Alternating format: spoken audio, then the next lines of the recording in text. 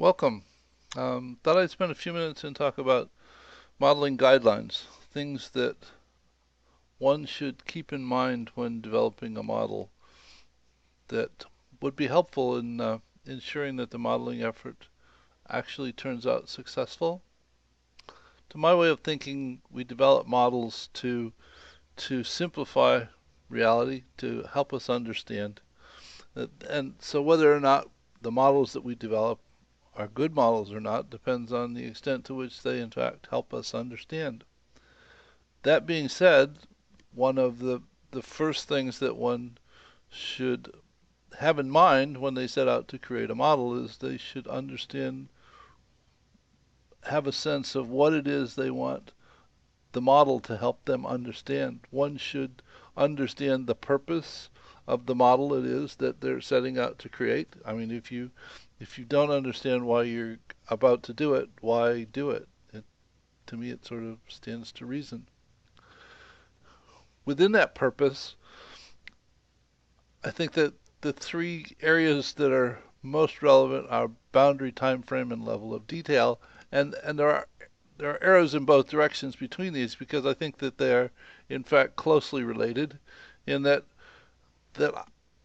once I understand the purpose for the model, I have to establish a boundary to identify here are the things that are part of the model and here are things that, and outside of this boundary, the things that are outside of this boundary are in fact not elements of the model, and the boundary is likely to shift as you're doing the development. You may in fact learn things along the way that say, I need to move the boundary from one place to another to include things I hadn't initially intended to include, though I in fact think that they're relevant so that they should be inside the boundary.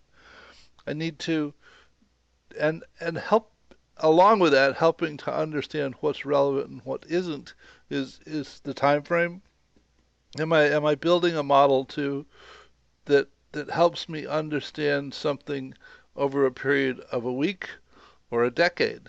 If I'm thinking about things that happen in a decade, I don't put things in the model that happen on a minute to minute basis because they're they're of the wrong magnitude to go with the time frame that I'm building the model for. And that time frame, in fact, helps me understand the level of detail that I want to put in the model. I can't fathom developing a model about filling a bathtub with water, which is actually developed at the molecular level because it would take a very long time for that model to actually fill the bathtub. I usually I would think that filling the bathtub is something that I think about in a time frame of minutes and maybe somewhere between 10 minutes and a half hour, and I think about the the inflow to the bathtub in terms of gallons per minute as opposed to molecules per microsecond. So it's the time frame helps you understand the level of detail that's appropriate to include in the model. Now, associated with that level of detail, though, there are some additional aspects that are important.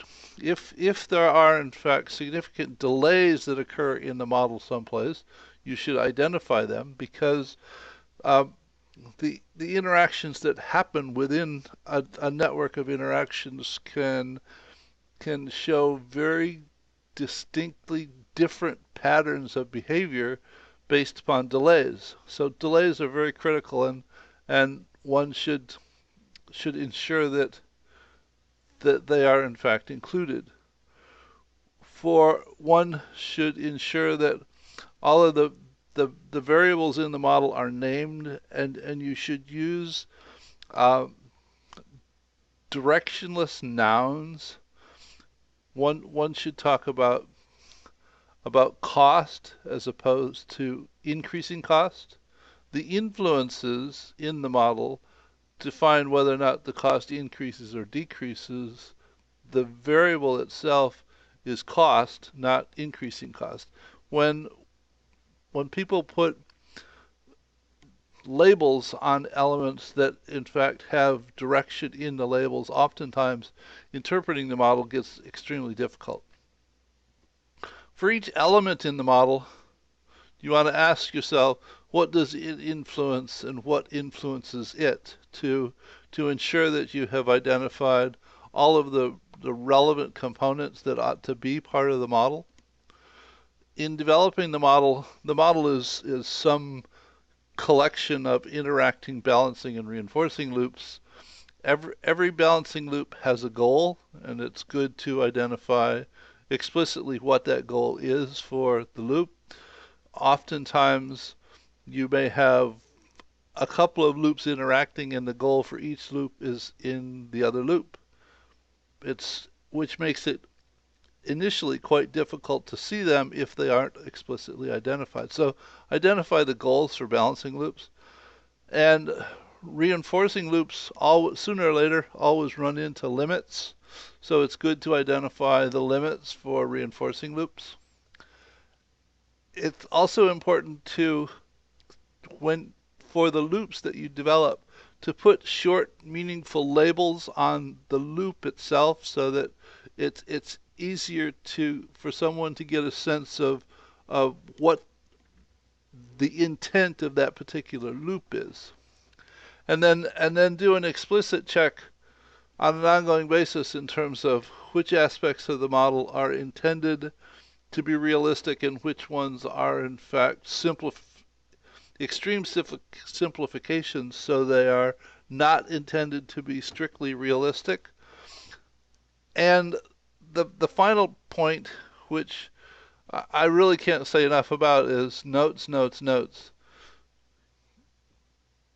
If you want other people to understand your models, you need to document it. You need to include notes in it to give others a chance, at least half a chance of understanding what it was that you were considering when you developed the model. I mean, the worst thing in the world, I mean, people send me these elaborate wiring diagrams in the mail, and there's not one note attached to anything, any place. They expect that I'm willing to spend hours and hours trying to figure out what their assumptions were associated with the cryptic labels that they place on elements in the model. So in certain environments, it in fact allows you to embed notes in the model, which makes it very easy for someone else to get a sense of what it was that you were in fact thinking when you put the model together, which is one of the things that I really like about Insight Maker, but that's another video.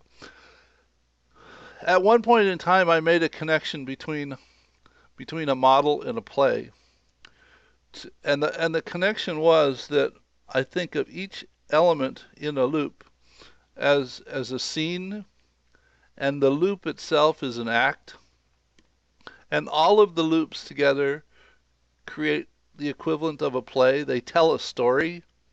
So when I in fact document the model, I need to sequence the loops in the best way that someone should consume them, so the story unfolds in a meaningful order.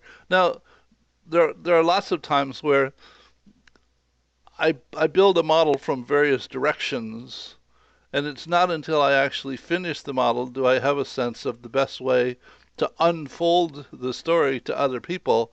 And so there are times when the labels on the loops in fact change, but it's based on developing an understanding of the way that it does in fact, or is best unfolded to someone else. So in terms of the things that I've talked about here, where this video resides, the wiki page on which this video resides, there's also a link to a written set of these guidelines.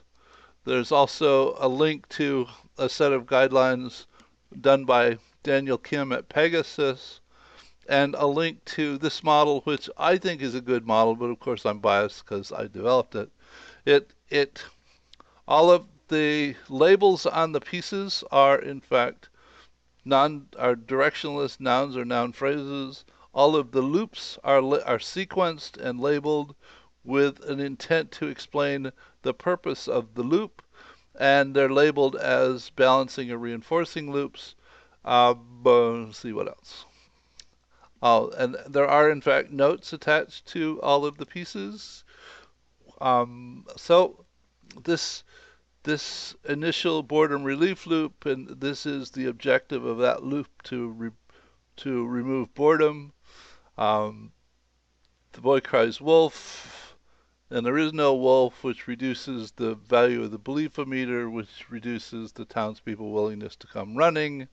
And if the boy cries wolf and there is a wolf, it represents truth and adds to the belief-o-meter, which which encourages the townspeople to come running when the boy cries wolf. So, I mean, it's this is one of Aesop's fables, and I think that actually all of the fables could in fact be developed in this manner and be quite meaningful. So, I hope you have found this interesting, and I'll see you at the next video. Take care.